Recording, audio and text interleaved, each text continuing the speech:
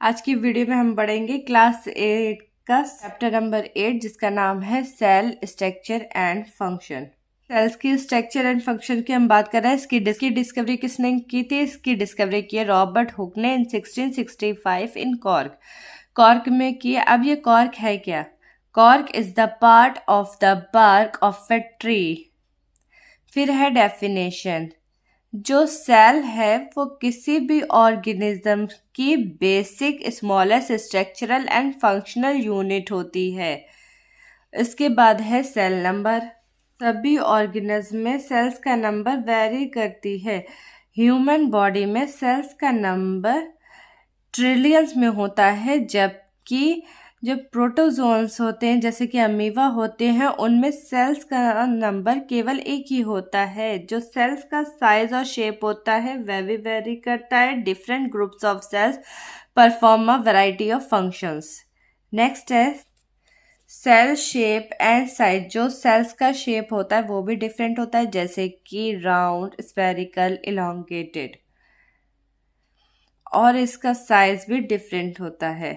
अब हम पढ़ेंगे कि जो नंबर ऑफ सेल्स के बेसिस पर ऑर्गेनिज्म को दो ग्रुप में डिवाइड किया गया है, एक मल्टी सेलुलर ऑर्गेनिज्म और एक यूनिसेलुलर ऑर्गेनिजम्स। जो मल्टी सेलुलर ऑर्गेनिजम्स होते हैं वो एक से ज़्यादा सेल से मिलकर बने होते हैं, जबकि जो यूनिसेलुलर ऑर्गेनिजम्स होते हैं वो केवल एक ही सेल से बने होते हैं। मल्टी सेलुलर ऑर्गेनिजम्स के एग्जाम्पल है ह्यूमन, बर्ड्स, एनिमल्स एक्सेट्रा। ठीक है, इसमें प्लांट्स भी आते हैं। यूनिसेलुलर ऑर्गेनिजम्स के एग्जाम्पल है अमीबा, पैरामीशियम एक्सेट्रा। देखिए, जो मल्टी सेलुलर ऑर्गेनिज्म है वो जैसे कि ह्यूमन, बर्ड्स, एनिमल्स, इनके डेवलपमेंट इनके मदर की फॉर्म में होती है। सबसे पहले क्या होता है, ये जो स्पर्म है वो ओवम के साथ मिलता है, वो बनाता है फर्टिलाइज्ड एग। जो फर्टिलाइज्ड एग है वो सिंगल सेल है। ठीक है, मतलब मल्टी सेलुलर ऑर्गेनिज्म का डेवलपमेंट भी सिंगल सेल से ही हो रहा है। ये सिंगल सेल है, इसमें डिविजन्स होती है, ये अपने आप को डिवाइड करती है। डिवाइड करने के बाद जैसे जैसे जो एम्ब्रियो होती है उसकी डेवलपमेंट होगी, वैसे वैसे सेल्स का नंबर और साइज इंक्रीज होता जाएगा, और बाद में क्या होता है, बहुत सारे सेल्स मिलकर ऑर्गन्स बनाते हैं और एक पूरी बॉडी का डेवलपमेंट होता है। इसके बाद है जो सिंगल सेल्ड ऑर्गेनिजम्स होते हैं ना, वो सभी फंक्शंस परफॉर्म करते हैं जो मल्टी सेलुलर ऑर्गेनिजम्स परफॉर्म करते हैं, जैसे कि रेस्पिरेशन, डाइजेशन, रिप्रोडक्शन एक्सेट्रा। अब हम पढ़ेंगे सेल स्ट्रक्चर्स। देखिए, ये एक टाइप के सेल्स मिलकर एक टाइप के टिश्यू बनाते हैं। ठीक है, वो टिश्यू से बनता है स्पेसिफिक ऑर्गन्स। अब देखिए, जैसे कि किडनी है, किडनी की सेल्स देखेंगे आप, उनके स्ट्रक्चर अलग होंगे और किडनी का फंक्शन भी अलग है, जबकि वहीं आप लंग्स का सेल स्ट्रक्चर देखेंगे वो अलग होगा। ठीक है, और लंग्स का भी फंक्शन अलग होता है। इसीलिए बोला गया है tissue is a group of similar cells performing a specific function. अब हम पढ़ेंगे structure of plant cell and structure of animal cells. ये डायग्राम है प्लांट सेल्स का। सेंटर में एक बिग वैक्यूल होता है जिसकी वजह से साइटोप्लाज्म और सेल ऑर्गेनिज्म पेरिफेरी की तरफ चले जाते हैं, मतलब किनारों की तरफ चले जाते हैं, क्योंकि सेंटर में एक बड़ा सा वैक्यूल है। ठीक है, जो साइटोप्लाज्म है वो साइटोप्लाज्म के अंदर बहुत सारे ऑर्गेनिज्म प्रेजेंट होते हैं, जैसे कि न्यूक्लियस, क्लोरोप्लास्ट, माइटोकॉन्ड्रिया और राइबोसोम। अब ये जो अंदर का कंटेंट है, ये अंदर का कंपोनेंट है, इसको एक मेम्ब्रेन ने कवर किया है चारों तरफ से। ठीक है, जिसको बोलते हैं सेल मेम्ब्रेन। इस सेल मेम्ब्रेन को भी एक वॉल ने प्रोटेक्ट किया होता है केवल प्लांट सेल में, जिसे बोलते हैं सेल वॉल। अब हम देखेंगे एनिमल सेल स्ट्रक्चर। देखिए, ये एनिमल सेल का डायग्राम है। इसमें क्या होता है, साइटोप्लाज्म पूरे सेल के अंदर प्रेजेंट है। फैला हुआ है साइटोप्लाज्म। सेंटर में न्यूक्लियस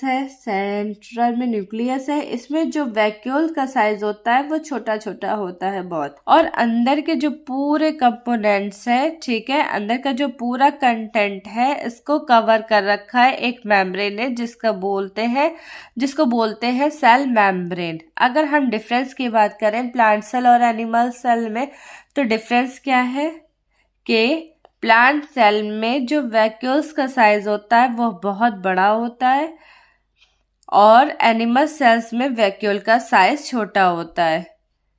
प्लांट सेल में क्लोरोप्लास्ट प्रेजेंट होता है, ठीक है, क्लोरोप्लास्ट की वजह से ही प्लांट में फोटोसिंथेसिस होता है। अब एनिमल्स में तो फोटोसिंथेसिस नहीं होता है, तो इसका मतलब क्या है, एनिमल सेल्स में क्लोरोप्लास्ट एब्सेंट होता है। जो सेल वॉल है केवल प्लांट सेल में ही प्रेजेंट होती है, एनिमल सेल में प्रेजेंट नहीं होती है। क्या नहीं है, एब्सेंट होती है, क्या एब्सेंट होती है, सेल वॉल एब्सेंट होती है। इसके अलावा जो ऑर्गेनिज्म का नाम लिया था मैंने, माइटोकॉन्ड्रिया, राइबोसोम्स, वो प्लांट सेल में भी प्रेजेंट होते हैं और एनिमल सेल में भी प्रेजेंट होते हैं। और हम सेल्स के सभी कंपोनेंट को 1 बाय 1 पढ़ेंगे 2-3 लाइंस में। सबसे पहले हम पढ़ेंगे सेल वॉल। सेल वॉल है वो प्लांट में प्रेजेंट होते हैं, एनिमल्स में एब्सेंट होती है। अब सेल वॉल का काम क्या है, ये प्लांट को प्रोटेक्शन, सपोर्ट और रिजिडिटी प्रोवाइड करते हैं। अभी हमने सेल वॉल के बारे में पढ़ा था, अब है सेल मेम्ब्रेन। सेल मेम्ब्रेन को प्लाज्मा मेम्ब्रेन भी कहते हैं। देखिए डायग्राम में हमने देखा था जो साइटोप्लाज्म और न्यूक्लियस, जो जितने भी ऑर्गेनिज्म थी उनको किसने कवर कर रखा था, एक मेम्ब्रेन ने कवर कर रखा था। उस मेम्ब्रेन को बोलते हैं सेल मेम्ब्रेन, ठीक है। अब ये देखो, ये सेल्स के ही डायग्राम है, ये सेल्स के डायग्राम है, बहुत सारी सेल्स हैं यहाँ पर। अब ये मेम्ब्रेन, ये जो सेल मेम्ब्रेन है, इसका काम क्या है कि ये एक सेल को दूसरी सेल से भी सेपरेट कर रही है, और साथ के साथ ये जो सेल के अंदर के कंपोनेंट्स हैं इनको, इसका जो सराउंडिंग मीडियम है, जो सेल्स के बाहर का मीडियम है, उसे भी सेपरेट कर रही है, ठीक है। इसके बाद क्या है कि ये जो प्लाज्मा मेम्ब्रेन है, यानी कि जो सेल मेम्ब्रेन है, ये पोरस होती है, ठीक है, ये पोरस होती है। इसका जो अंदर की मटेरियल है वो सेल से बाहर भी आ सकते हैं, और सेल के बाहर से मटेरियल सेल के अंदर भी जा सकते हैं, क्योंकि सेल मेम्ब्रेन क्या है, पोरस है। नेक्स्ट हम पढ़ेंगे साइटोप्लाज्म के बारे में। जो साइटोप्लाज्म है जेली लाइक सब्सटेंस होता है, and it is present between the cell membrane and the nucleus. ये सेल का डायग्राम है, सेंटर में न्यूक्लियस है और सेल मेम्ब्रेन है। तो साइटोप्लाज्म कहाँ प्रेजेंट है, cytoplasm cell membrane and nucleus के बीच में प्रेजेंट है। चारों तरफ से आप देख रहे होंगे साइटोप्लाज्म प्रेजेंट है। अब जो साइटोप्लाज्म है, साइटोप्लाज्म में बहुत सारे ऑर्गेनिज्म प्रेजेंट होते हैं, जैसे कि nucleus, mitochondria, Golgi body, ribosomes are also present in the cytoplasm, ठीक है। जो प्लांट सेल होते हैं उनमें क्लोरोप्लास्ट भी प्रेजेंट होता है। नेक्स्ट है न्यूक्लियस। जो न्यूक्लियस है वो लिविंग सेल का इम्पॉर्टेंट कंपोनेंट होता है। अब न्यूक्लियस के भी अपनी एक मेम्ब्रेन होते हैं जिसे बोलते हैं न्यूक्लियर मेम्ब्रेन। यहाँ डायग्राम में देखिए कि एनिमल सेल का डायग्राम है और सेंटर में न्यूक्लियस है। न्यूक्लियस के चारों तरफ क्या है, साइटोप्लाज्म है। ये जो न्यूक्लियस है, न्यूक्लियस की भी अपनी एक मेम्ब्रेन है जो उसे प्रोटेक्ट करता है, उसे बोलते हैं न्यूक्लियर मेम्ब्रेन, ठीक है।